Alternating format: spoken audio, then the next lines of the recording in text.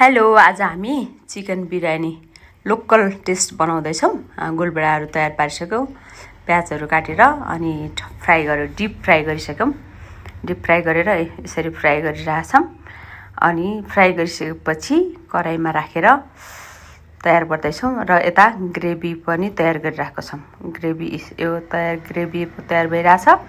ग्रेभीमा टमाटर, प्याज, लसुन सानो टुक्रा गरेर मसलाहरू सबै बनाएर ग्रेभी तयार पार्यौँ। फ्राई यता राखिराख्यौँ। त्यसपछि त्यही ग्रेभीमा यो फ्राई गरेको लेग पिसहरू मजाले त्यसमा मेल्ट गर्दैछौँ। त्यसमा त्यो ग्रेभी त्यो मजाले भिज्छ नि, भित्रसम्म जान्छ, टेस्ट मिठो आउँछ।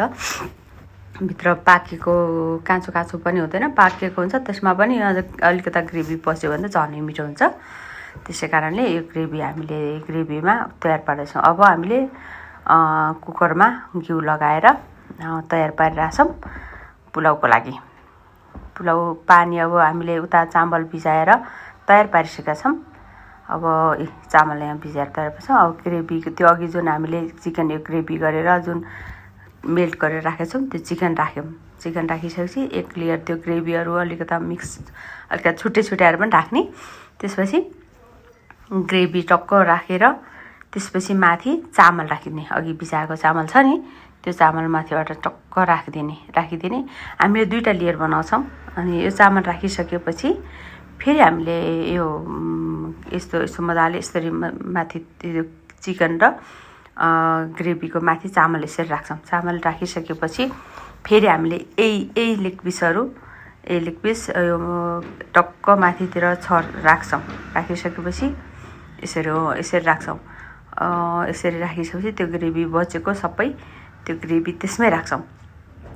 त्यसमा राखिसकेपछि अनि त क्या एम्मी बन्छ चिकन बिरयानी। त्यसपछि हामीले बचेको यतातिर अलिकता ग्रेभीहरू पनि छुट्टै राखिरहेको थियौँ पहिलाको, त्यो पनि त्यसमा राखिसक्यौँ। अनि त्यसपछि हामीले ल्वाङ सुकमेलको पानी उमालेर तयार पारिरहेका थियौँ। यो तयार पारिरहेको छौँ।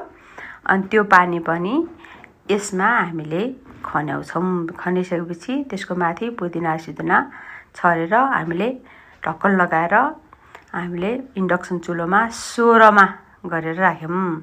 राखिसकेपछि एक सिटी सुस्स लागिसकेपछि हामीले यता अचार पिस्न लाग्छौँ सिलौटोमा सर्ट पारेर। मेरो बुवाले पिसिरहेको सबै बुहारीको रेसिपी हो।